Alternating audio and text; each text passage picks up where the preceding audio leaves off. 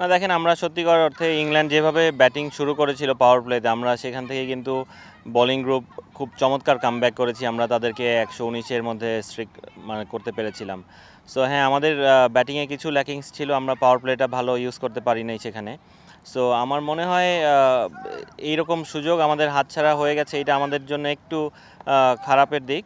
কিন্তু আমি মনে করি যে আমাদের যেই দল আছে কিংবা যেভাবে আমরা খেলছি, তাতে সামনে যে ম্যাচ দুটো আছে, আমাদের মনে হয় এখানে আমরা যদি আমরা এবিলিটি ওয়াইজ খেলতে পারি, আমরা যদি চোখ না করি, আমার মনে হয় আমরা ভালো রেজাল্ট আনতে পারবো।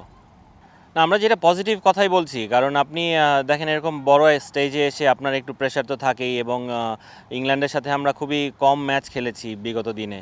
সো এক্সপিরিয়েন্সের দিক থেকেও আমি বলবো ইংল্যান্ড আমাদের থেকে অনেক এগিয়ে ছিল, ওই জায়গাটাই আমরা হেরে গিয়েছি। সো আমার মনে হয় আমরা যেভাবে ওদের সাথে, ওরাও এখন পজিটিভ আছে। আমাদের নেক্সট ম্যাচের আগে আমাদের 3 দিন প্র্যাকটিসের সুযোগ আমরা পাবো। 3 দিন হয়তো বা প্র্যাকটিস ওরকম হবে না, 2 দিন আমরা প্র্যাকটিস করব। সো পজিটিভ আছে পুরো দল, এমন না যে আমরা ভেঙে পড়েছি, আমাদের সুযোগ এখনও আছে। সো আমরা চেষ্টা করছি যে যতটা অ্যাটিটিউড নিয়ে, বডি ল্যাঙ্গুয়েজ শো করে আমরা মাঠে নামতে পারি এবং পজিটিভ ভাইব নিয়ে থাকতে পারি। জি, অবশ্যই আমরা সেটাই বললাম যে আমাদের এখনও সুযোগ আছে ওয়েস্ট ইন্ডিজকে হারানোর মতো ক্যাপেবল। আমরা সাউথ আফ্রিকাকে সিরিজ হারিয়েছিলাম। সো এই ট্রাস্টগুলো টিমের মধ্যে আছে, এবং মেয়েরা এটাও খুব ভালোভাবেই বিশ্বাস করছে যে তারা, আমরা যা খেলেছি ইংল্যান্ডের সঙ্গে তার থেকে অনেক বেটার সাইড আমরা। সো আই হোপ যে আমরা এই সেম ট্রাস্টটা নিয়ে আমরা মাঠে থাকতে পারবো, এবং আমরা ওয়েস্ট ইন্ডিজ নেক্সট ম্যাচ যেহেতু ওয়েস্ট ইন্ডিজের সঙ্গে, আমরা ওয়েস্ট ইন্ডিজের সঙ্গে জিততে পারবো।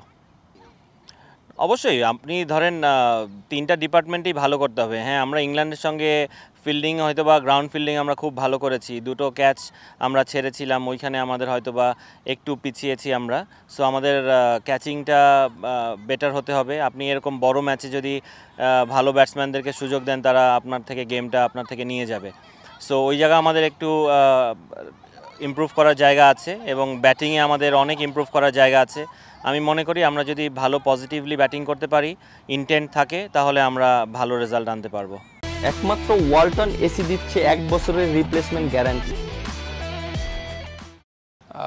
আসলে স্কটল্যান্ডের যে ম্যাচটা আমরা খেলেছি, উইকেটটা যেইভাবে আমাদের বিহেভ ছিল, এটা আমরা দুপুরের ম্যাচটা ছিল। তো রাতে আমরা যে ম্যাচটা মানে ইংল্যান্ডের সাথে ম্যাচটা, হয়তো আমাদের স্ট্রাইক রোটেশনটা আমরা যদি একটু বেটার অপশন করতে পারতাম শুরুতে, এবং পাওয়ার প্লেটা ইউজ করতে পারতাম, হয়তো আমাদের রেজাল্টটা আমাদের ফরে আসতো। আফটার ম্যাচ আমরা প্লেয়ারদের সাথে কথা বলেছি। So they are looking for against West Indies. আশা করি আমরা যেই ভুলগুলো করেছি সেটা থেকে আমরা বেরিয়ে আসতে পারবো।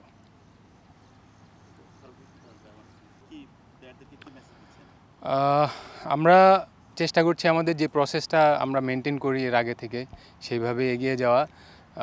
আশা করি ব্যাটাররা যেভাবে প্রথম ম্যাচটা কিছুটা হলেও বেটার পারফরমেন্স দেখিয়েছে, ওটা থেকে যদি একটু আমরা আরেকটু বেটার করতে পারি, আর লাস্টের ম্যাচের যে ভুল ত্রুটিগুলো হয়েছে সেখান থেকে আমরা বেরিয়ে আসতে পারি, তো hopefully we are coming back strongly.